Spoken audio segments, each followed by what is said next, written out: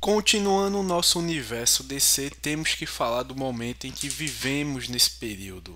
Nosso último filme da Liga da Justiça, que finalizou a fase 2, foi lançado no começo de 2020. Nesse período, então, começamos a viver no auge da pandemia. Então, em 2020 até meados ali de 2021, não era vantagem lançar filmes no cinema, até porque grande parte do mundo estava no lockdown. Então, aproveitando o hype da pandemia em streaming, TikTok, entre outras coisas, o custo em marketing seria menor. E até o custo de produção para um filme lançado em cinema seria, por exemplo, muito maior do que um filme lançado em streaming. Então a gente vai aproveitar esse momento para lançar mais filmes no menor custo de tempo, pensando no streaming. E nesse período de pandemia, então, em meados de 2020, lançaríamos Robin, ano 1. A história acompanha Dick Grayson, recém-adotado por Bruce Wayne, como vimos em The Batman Parte 2, após o assassinato de seus pais no circo. E funcionando como continuação, após a prisão do Máscara Negra e tudo que aconteceu em The Batman Parte 2, que roteirizamos, quando ele começa a atuar como Robin. A narrativa mostra suas dificuldades em conquistar a confiança do Batman, lidar com criminosos perigosos de Gotham e provar que, apesar de sua pouca idade, ele pode ser um herói. E aqui a gente tem os principais momentos, que seriam as primeiras missões, por exemplo, Robin enfrenta bandidos menores, começa a mostrar sua agilidade e otimismo em contraste com a seriedade do Batman. A dinâmica entre eles é explorada, Bruce muitas vezes hesita em colocar o jovem em perigo. E temos também a introdução de vilões clássicos. O arco traz confrontos contra o Duas Caras, que se torna um antagonista central e coloca Robin em situações de vida ou morte. Aparece também personagens como o Senhor Frio, o Chapeleiro Louco e mafiosos de Gotham. Temos também uma crise de confiança. Um momento marcante é quando Robin quase morre em um confronto, levando o Batman a repensar se foi certo permitir que ele entrasse em sua guerra contra o crime. Alfred também, como narrador, em alguns trechos, dá uma visão mais humana sobre os riscos de expor um garoto à violência de Gotham. E depois temos a consolidação do Robin como herói. No final, Robin supera seus medos, prova a sua coragem e se estabelece como parceiro legítimo do Batman, marcando o início da famosa dupla dinâmica. E aqui a gente tem os temas abordados como contraste entre esperança juvenil, que é o Robin, e a escuridão adulta, que é o Batman. A transição de Dick de órfão traumatizado para herói confiante. Um questionamento moral. Até que ponto é certo colocar uma criança na guerra contra o crime? E sua importância é considerado um dos melhores pontos de entrada, na minha opinião, esse Robin Ano 1, que é basicamente uma adaptação da HQ de Frank Miller, Robin Ano 1. E para quem quer conhecer a origem do Robin, eu acho muito interessante. Reforça a ideia que Dick Grayson não é apenas o ajudante do Batman, mas um personagem com sua própria jornada de amadurecimento. É importante, principalmente que quem manja sabe que ele vai virar o Asa Noturna em breve. E continuando o nosso universo, lançaríamos Senhor Destino, Herdeiro do Caos. Senhor Destino, Herdeiro do Caos. Com a morte do Senhor Destino no segundo filme do Shazam, lançado na fase 2, aqui somos apresentados ao novo escolhido. No plano astral, vemos Kent Nelson caminhando por uma dimensão deserta e dourada.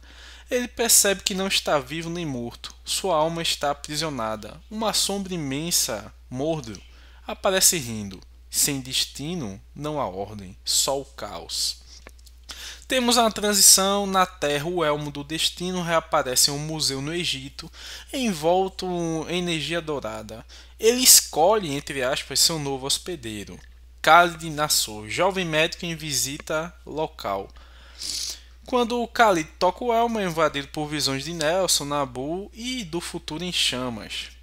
Aqui a gente tem o primeiro conflito, que é Khalid tentando rejeitar o elmo, mas é atacado por uma seita de magos corrompidos pelo caos. No desespero, veste o elmo, transformando-se no seu destino. Ele derrota os inimigos, mas o poder foge ao controle, quase destruindo a cidade. Após isso, temos o preço do poder, treinamento e dilema. Khalid procura respostas e é guiado até Zatanna, que entende o mundo da magia, mas desconfia de Nabu, e Zatanna que se torna uma mentora e conselheira, ensinando Khalid a manter sua humanidade enquanto usa o elmo. Ela revela que Kent Nelson perdeu a própria alma porque confiou demais na Ordem. Temos um conflito interno, enquanto treina Khalid ouve vozes, Zatanna o alerta, dizendo que o elmo não é apenas um presente, é uma prisão. E a ameaça crescente, o vilão Mordor, Senhor do Caos, manipula a seita de magos e tenta abrir uma fenda dimensional. Khalid enfrenta Mordor e quase perde, sendo salvo por Zatanna, que paga um preço, ficando gravemente ferido após usar um feitiço proibido. Nabu pressiona Khalid e fala que ela é irrelevante, o destino é maior que sua compaixão. E aqui a gente tem um clímax e um pensamento: destino ou escolha? Khalid e Zatanna entram no reino da ordem e do caos, um espaço visualmente surreal, ruínas flutuantes, runas em movimento, realidade distorcida. Mordor tenta absorver Khalid usando a alma aprisionada de Kent Nelson como isca, e Khalid tem a chance de libertar Nelson, mas isso enfraqueceria a ordem. Nabu exige que o sacrifique. E a escolha final: Khalid desafia Nabu. Se ser senhor do destino significa ser um escravo, então ele fala que não é o campeão e fala que é o próprio destino. Ele encontra um equilíbrio, liberta a parte da alma de Nelson e ainda assim derrota Mordor, usando tanto a magia da Ordem quanto a criatividade caótica que aprendeu com Zatanna. No desfecho, Mordor é selado, mas avisa: o caos nunca pode ser destruído, apenas adiado. Zatanna, recuperada, diz a Khalid: você não é quente, não precisa repetir os erros dele, mas precisa estar pronto, porque a guerra só começou. No pós-crédito, na primeira cena, temos Constantine aparecendo bebendo em um bar comentando: um novato de elmo dourado, Mordor rodando de novo vamos precisar juntar o time. Basicamente um gancho para a Liga da Justiça Sombria. Na segunda cena, o elmo do destino brilha sozinho em uma sala escura. Uma voz, que é Nabu, sussurra: ele pensa que me controla, pobrezinho. Com isso temos Herança e Renovação, né? Continuação da história do Senhor Destino, que é apresentado em Shazam 2. Introdução da Zatanna em um papel essencial, não só como a coadjuvante, não só apoio, mas como guia e contraponto humano. Conflito psicológico, mais ação mística em escala épica.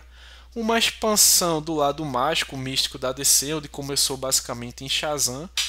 E falando um pouco das séries, realizando o lançamento de uma série conhecida como Patrulha do Destino. Então, nosso DC Extended Universe agora tem 3 séries: Monstro do Pântano, Pacificador e Patrulha do Destino, onde eu não mudaria nada também, até porque a série é muito boa e bem fiel aos quadrinhos, na loucura, enfim.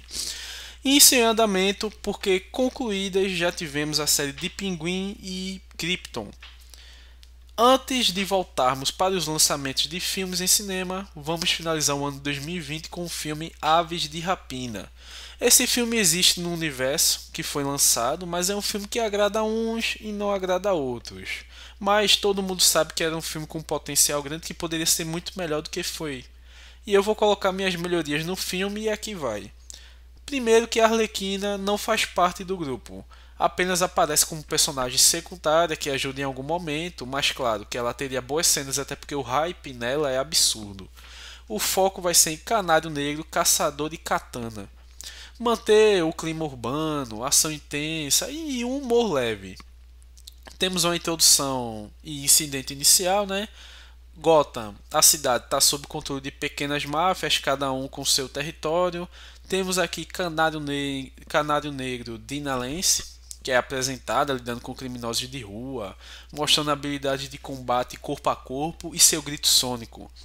Temos Caçadora Helena Bertinelli, é apresentada como uma vigilante mais brutal, perseguindo membros da máfia que assassinaram sua família. E temos Katana, que surge protegendo um objeto místico, basicamente a espada Soul Taker, que contém almas presas e até sendo cobiçado pelos criminosos. Temos um incidente catalisador.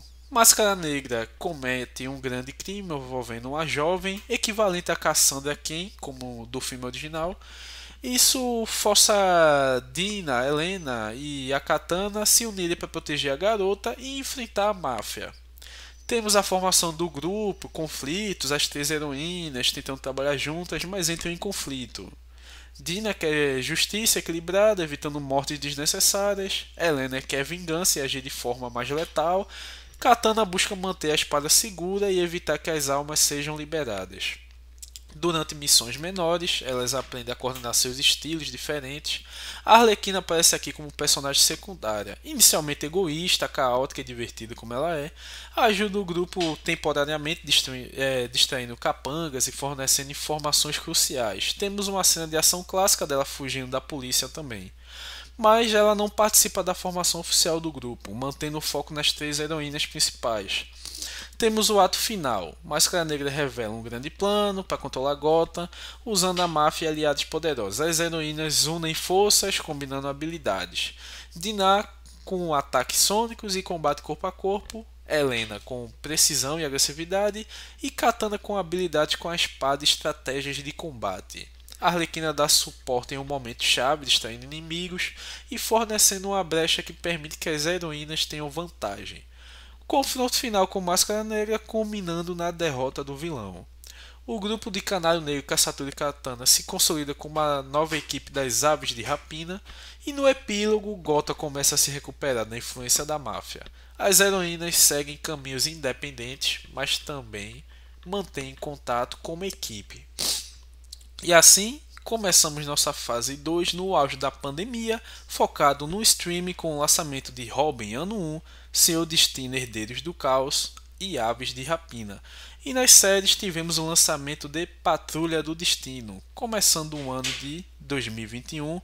Estávamos ainda na pandemia, mas as coisas estavam voltando à normalidade. Cinemas abertos, sem o lockdown. Então teremos o lançamento de um grande filme reunindo os dois maiores heróis de todos, Batman e Superman, inimigos públicos. Aqui temos basicamente o mesmo enredo do quadrinho, mas com algumas modificações. O filme começa com a bela luta de Superman contra Bizarro. Superman é superior, mas existe um meteoro de Kryptonita se aproximando. E o Bizarro foi modificado para não sofrer com o efeito da Kryptonita, então Superman começa a perder. E Lex Luthor aparece com a armadura e começa a lutar e ajuda o Superman a derrotar o vilão em um conflito em que ele mesmo planejou. Com isso, a popularidade de Luthor sobe, já que ele ajudou o Superman que publicamente odeia, e assim, com muito suborno, boca de urna e essa falsa ajuda ao Superman, Lex Luthor é declarado democraticamente o presidente dos Estados Unidos. Superman se declara publicamente contra isso, mas segue o fluxo até porque Superman é um herói mundial e não preso a um governo. Superman começa a voar e tem umas visões estranhas e acaba caindo. Lex Luthor observa e com o drone que estava seguindo Superman, começa a coletar as imagens. Superman com as visões acaba vendo um caminho e encontra uma base militar secreta. Batman vai até a localização do Superman e lá ele pergunta o que o Superman está fazendo. Fala que Superman está destruindo uma base do exército e que não é do feitio dele. Superman pede para Batman segui-lo e aí então eles olham um alienígena preso. Superman segue sua intuição e solta, e escolhe confiar nele. O alienígena se apresenta como John Jones, o nosso caçador de Marte. Aqui o exército chega e Superman foge. Com as imagens de segurança, Lex Luthor começa a manipular a mídia e falar que o Superman está enlouquecendo com o meteoro de Kryptonita e marca um encontro com o Superman para entender a situação. Ele fica dando uma de bonzinho, porque o Superman já fez muitas coisas boas e merece o direito de se explicar. Antes de ir ao encontro, John Jones fica no apartamento de Clark, conta toda a situação de seu planeta, de seres horríveis que podem estar a caminho da Terra também. Superman pede para ele descansar e vai ao encontro de Lex Luthor. Lá ele é surpreendido por Metallo, que usa a Kryptonita de seu peito para enfraquecer o Superman. Superman empurra Lex Luthor, que é ajudado pelos seus seguranças, e volta para o carro. Enquanto no outro carro, o Superman pega, joga em cima do Metallo, voa e usa sua visão de calor para explodir o carro.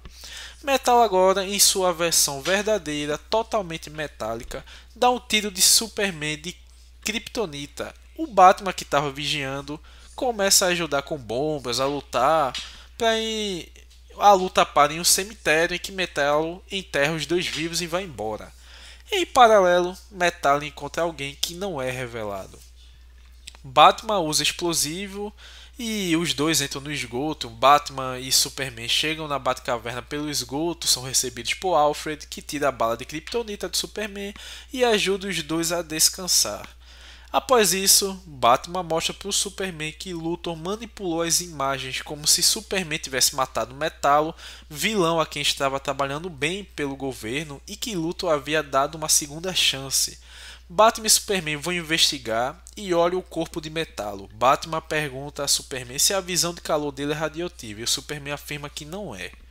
Analisando com o aparelho o corpo de Metallo, Batman vê que está muito radioativo. Em paralelo, os soldados chegam e dão de cara com os dois que fogem. E o Superman conversa com Batman, que está cada vez mais parecendo criminoso, e Batman diz que parecer criminoso o ajuda. Os dois voando são surpreendidos por um grito da Banshee, que faz o Superman soltar o Batman, que cai no chão, enquanto o Superman, com sua super audição, começa a sangrar pelos ouvidos por conta do grito mortal da Banshee. No chão, Batman é surpreendido por outros vilões e tem seu corpo congelado. Os vilões ali eram Capitão Frio, Senhor Frio, Nevasca e Cincelo.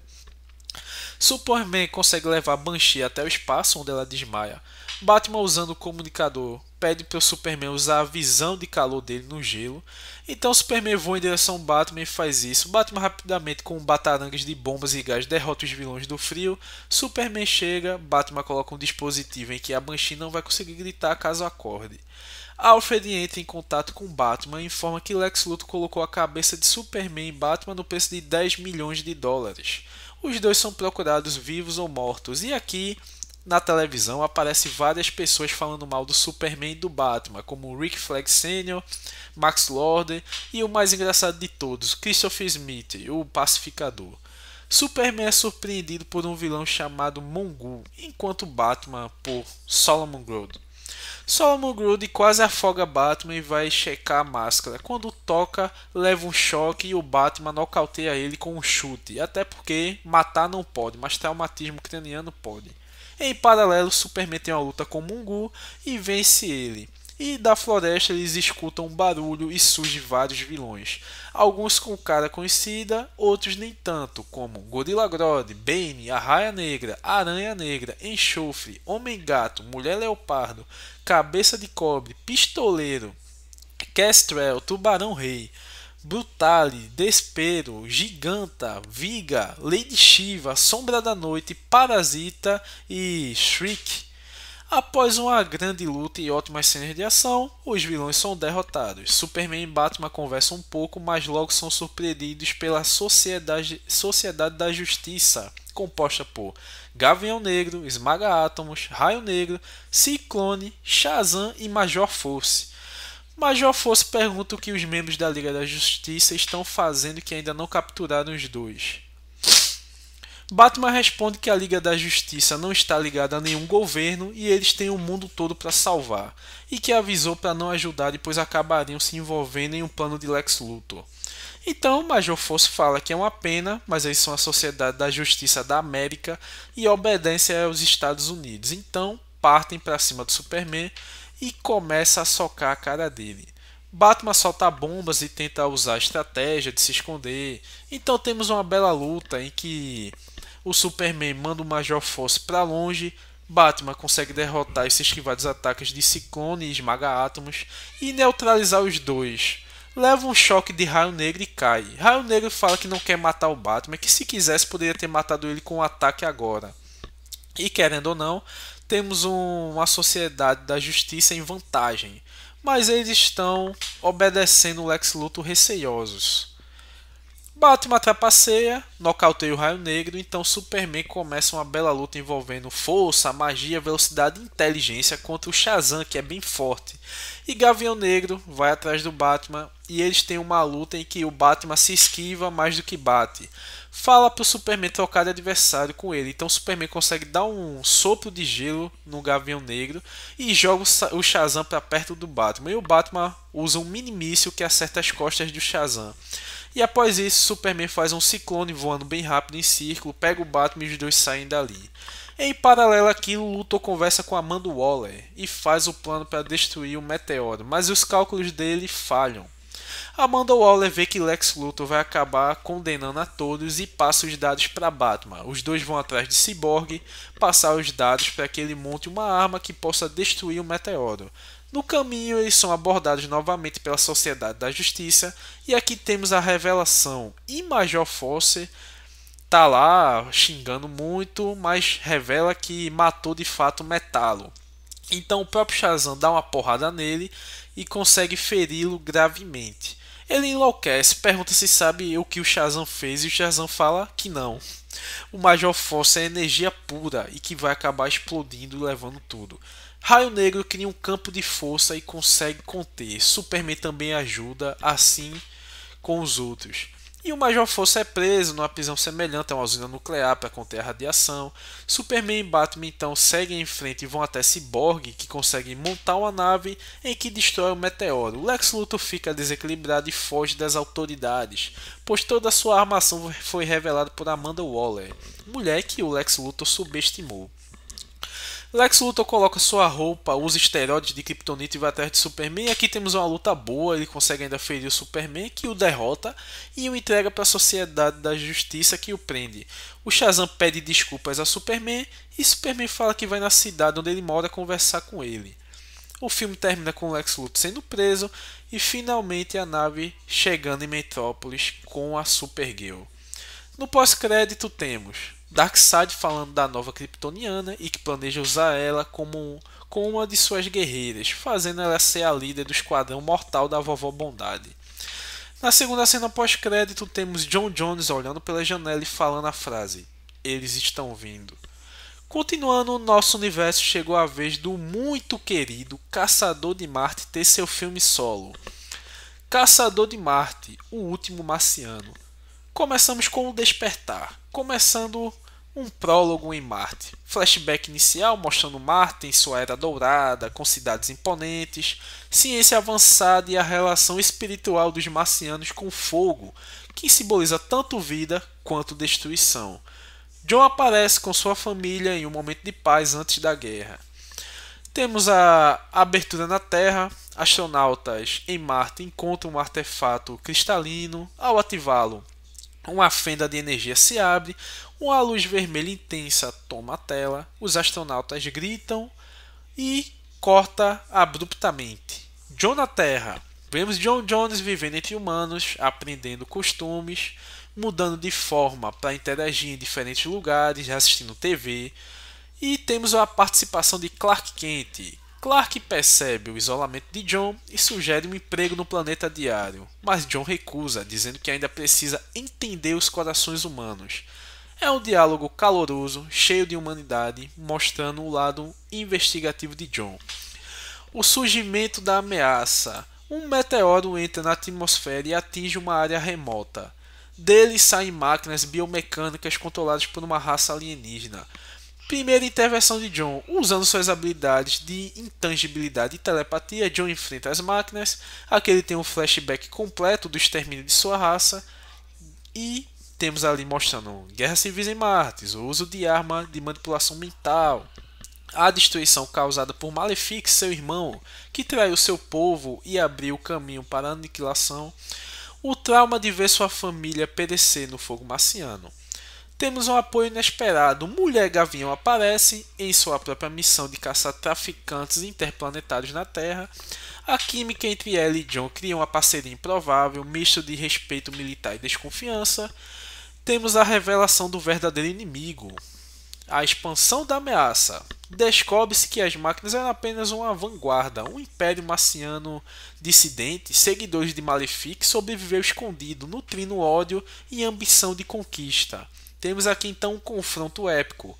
Batalhas em várias frentes, cidade, floresta, deserto. John usa ao máximo suas habilidades de mudança de forma, invisibilidade, telepatia em sequências criativas. Mulher Gavião lidera combates aéreos. A revelação, Malefic aparece, mostrando-se o verdadeiro culpado pela destruição de Marte. Ele revela que sempre acreditou que os marcianos deveriam dominar o universo. e considera Jon um traidor por defender coexistência e compaixão. Temos uma batalha final, um duelo mental e físico entre os irmãos. Jon quase sucumbe quando Malefic desperta seus traumas com ilusões de sua família morrendo, mas Jon encontra força e empatia que aprendeu com os humanos e derrota Malefic. Malefic, ferido, consegue fugir para o espaço, deixando uma promessa de vingança. Temos aplausos e reconhecimento. Jon é celebrado pela população, mas discretamente. Muitos ainda desconfiam dele, mas um pequeno grupo o enxerga como herói. Temos uma reflexão com o Superman. Clark aparece para dizer que Jon agora entende mais sobre o valor humano do que muitos que nasceram na Terra. No epílogo, Jon se junta ao exército não por poder, mas por disciplina e oportunidade de proteger. Com sua inteligência e habilidades, ele rapidamente alcança o posto de general. Com a cumplicidade de alguns, que sabem quem ele realmente é. Temos também a cena final. Jon sozinho em um campo olha para o céu estrelado. Ele se transforma em sua forma marciana completa, com lágrimas discretas nos olhos, e jura que Marte viverá através dele. Um guardião silencioso, mas firme da Terra. E aqui a gente tem duas cenas pós-crédito. A primeira, temos o Superman convidando o Caçador de Marte para fazer parte da Liga da Justiça. Na segunda, temos um planeta em pedaços e alienígenas chegando à imagem de Jon Stewart, nosso Lanterna Verde. Finalizando 2021, temos o lançamento do segundo filme do Lanterna Verde, Lanterna Verde, O Julgamento. Temos aqui as raízes de Jon Stewart, temos uma abertura em tom urbano. Jon Stewart, agora Lanterna Verde, caminha tranquilamente pelo seu bairro de infância. Evita discretamente pequenos conflitos de rua, como um assalto, brigas, entre outras coisas. Sempre com a postura calma e firme. Temos aqui a visita à quadra de basquete, onde ele jogava quando criança, lembrando dos amigos que ficaram pelo caminho. Vai até a barbearia tradicional do bairro, onde os mais velhos o receberam com respeito e orgulho. Temos então a ameaça inesperada. Os caçadores cósmicos surgem, androides frios programados com a missão de justiça absoluta. Temos então a batalha eletrizante no meio do bairro, com Jon protegendo civis e evitando destruição em excesso. Após serem derrotados, um dos caçadores declara: Jon Stewart, você é acusado de destruir o planeta Shanxi. Venha conosco para ser julgado. Jon, intrigado e lembrando da responsabilidade que carrega como lanterna, decide ir até o local do julgamento. E aqui temos o julgamento e a armadilha. Chegada a um tribunal cósmico, um enorme auditório ilusório, alienígenas de várias raças, juízes imponentes. Jon é colocado em julgamento, acusado pela destruição de Shanxi. Temos então drama psicológico, memórias manipuladas fazem Jon duvidar de si mesmo, vemos flashbacks distorcidos mostrando Jon falhando em salvar mundos. E temos a descoberta da farsa. Jon percebe que tudo é uma armadilha dos caçadores para enfraquecer a tropa dos lanternas e desacreditar seus membros. A ilusão se desfaz, revelando um campo de batalha cheio de caçadores e máquinas de guerra. A Guerra dos Lanternas. Temos aqui reforços. Surge Guy Gardner, arrogante, explosivo, mas fiel no combate. Outros lanternas como Kilowog e Arisia também aparecem. E temos uma luta épica. Jon e Guy combinam seus estilos. Jon estratégico, Guy impulsivo. Caçadores mostram upgrades, absorvendo a energia dos próprios anéis. Temos confronto intenso que mistura construções verdes, destruição mecânica e estratégias militares. Temos a vitória da tropa. Os Lanternas Verdes conseguem derrotar os caçadores, mas a batalha deixa sequelas. Temos aqui a semente da próxima ameaça. Durante a luta, Guy Gardner é gravemente ferido. Ao entrar em contato com a energia residual dos caçadores, misturada com um espectro emocional de raiva, seu anel verde se corrompe momentaneamente em vermelho. Ele retorna ao normal, mas o close no olhar de Guy mostra que algo mudou dentro dele. Essa é a semente do futuro Lanterna Vermelho. Temos a expansão do universo. Aqui nesse filme a gente conhece mais sobre os Guardiões, Criadores dos Anéis. Temos uma explicação rápida sobre os espectros emocionais, né? Verde quer dizer vontade, amarelo, medo, vermelho, raiva, azul, esperança, laranja, avareza Índigo, Compaixão, Violeta, Amor, e isso abre caminho para futuros filmes explorarem a Guerra dos Anéis. Temos o epílogo, Jon retorna à Terra, cena final. Jon encontra Batman e Cyborg. Batman fala da necessidade de vigilância em uma base para coordenar os heróis. Cyborg diz que já está projetando algo com tecnologia de ponta, a futura Torre da Liga. Jon, olhando o céu, se a galáxia já é tão vasta e perigosa, imagine o universo. Temos então uma cena pós-crédito, um salão sombrio. Sinestro aparece, observando um anel amarelo que brilha em sua mão. Ele sorri e diz: a verdadeira ordem não vem da vontade, mas do medo. Na segunda cena pós-crédito, temos uma explosão ocasionada por um raio e saindo do fogo temos o Adão Negro. Começando 2022 com o pé direito, temos Batman e Superman Apocalypse. Aqui temos a introdução da Supergirl. Sem controlar os poderes, Superman consegue controlar ela e a leva para a Batcaverna, onde Batman, como sempre, suspeita dos outros. Ela acaba destruindo o Batcomputador, Superman fala com ela no idioma de Krypton e Batman fala que ela fritou $50 mil em hardware. Superman pede para o Batman mandar a conta e Batman responde: com salário de jornalista, sei.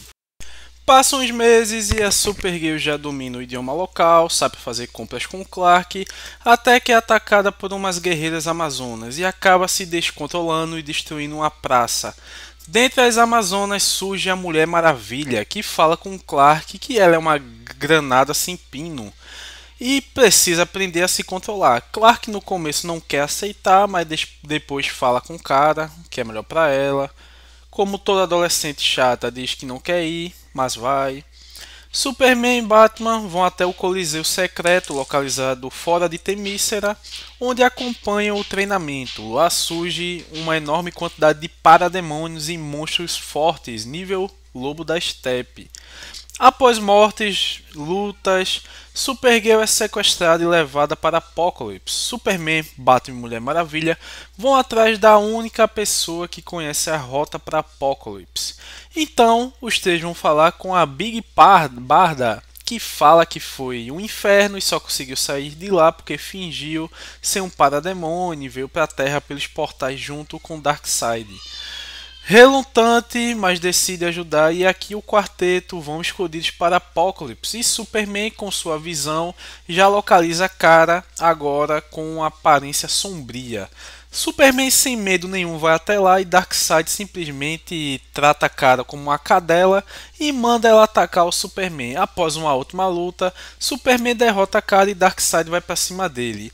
E o Superman aqui apanha muito, tem uma boa luta, mas Batman salva o Superman chantageando Darkseid, falando os códigos de autodestruição ômega do planeta. Então Darkseid sai voando para impedir, e em paralelo Mulher Maravilha e Big Barda tem uma luta contra a equipe de guerreiros da Vovó Bondade, onde a derrotam parcialmente, e após isso os quatro com a Supergirl conseguem fugir de Apokolips. Superman voa com cara para Smallville em direção à fazenda dos pais, quando Darkseid aparece, e aqui temos uma luta brutal entre Superman e Supergirl contra Darkseid. Após muitas cenas de luta, Darkseid leva vantagem e derrota os dois, porém a Supergirl consegue acionar algum controle que ele tinha e manda ele de volta para Apokolips, e depois destrói o controle. Após isso, Supergirl, muito ferida, entra em coma e Superman leva ela para a Fortaleza da Solidão. Os robôs fazem uma análise e tiram o veneno. Usam a luz do sol, mas fala que a Supergirl está em coma e só vai acordar após se recuperar totalmente. Superman fala com Batman e Mulher Maravilha e diz que Darkseid já passou dos limites e que é questão de tempo até ele aparecer novamente. Cyborg diz que com a torre ele vai criar um ciclo de alerta ao redor do mundo e que acabou de terminar, e então a Liga da Justiça, agora composta por Superman, Batman, Mulher Maravilha, Lanterna Verde, Aquaman, Flash, Caçador de Marte e Cyborg, se reúne na Torre da Liga e vê que o mundo estará mais seguro do que nunca e que qualquer atividade diferente eles serão alertados. Na primeira cena pós-crédito, temos Vovó Bondade perguntando por que Darkseid não ataca de imediato, agora, já que ele deixou uma caixa materna escondida na Terra na última visita. Darkseid então fala que vai fazer isso, mas antes quer ver como vão lidar com sua criação que vai chegar na Terra em pouco tempo. Na cena pós-crédito 2, temos o Caçador de Marte na Torre da Liga sendo alertado que um meteoro semelhante a uma nave está caindo depressa no oceano. Aquaman responde e diz que vai mandar homens dele lá. Quando os homens do Aquaman chegam perto, notam um olho vermelho, bem feroz, se abrindo. A criatura mata os dois homens e sai da nave. Essa criatura é o nosso Apocalipse. Fazendo uma pausa agora só para elogiar nosso universo, porque fechamos nossa primeira trilogia, Batman e Superman. Tivemos 3 filmes colocando esses dois heróis como protagonistas, o primeiro na fase 1 e os outros dois agora na fase 3, que foram Batman e Superman, A Origem da Justiça, Batman e Superman Inimigos Públicos, Batman e Superman Apocalipse. E agora, continuando, vamos fechar a trilogia do Homem de Aço, que começou com Homem de Aço e teve sua sequência, Homem de Aço, Homens e Deuses. E agora vamos fechar a trilogia do Azulão com Homem de Aço, Juízo Final. O filme começa com um tom bem colorido, com o Superman salvando pessoas, ajudando velhinhas, demonstrando humildade, com discursos esperançosos, salvando esquilos em árvores, crianças de serem atropeladas, mostrando a essência do Superman e uma porrada mesmo de fanservice, como capas de quadrinho, como aquele que ele segura um carro verde que foi capa de um Action Comics. Tudo isso ao som de Starman, aquela música lá clássica que tá em todos os vídeos, acho que no ano passado, acho que até hoje a turma lança. E tudo isso, todas essas cenas do Superman sendo bonzinho, mostrando sua verdadeira essência de fato, salvando muitas pessoas, tudo isso é proposital, já que esse filme vai ter a luta contra o Apocalipse e você já sabe o que ocorre. Então, na primeira metade do filme, a gente vai trabalhar bastante esse lado de salvar pessoas e ajudar o mundo. Não só nos Estados Unidos, mas em vários outros países, ele intervindo em guerras e tal, salvando pessoas inocentes. E na primeira metade do filme, a gente tem aqui, vamos lá, uma atuação do Superman em menor porte, né, após esses salvamentos. E vamos focar também nas cenas de vida dele como Clark Kent, como ele finge ser desajeitado no trabalho, entre outras coisas, como seus amigos Jimmy, seu chefe Sr. White e Lois Lane. E tudo isso em cenas felizes, mostrando Clark em seu trabalho.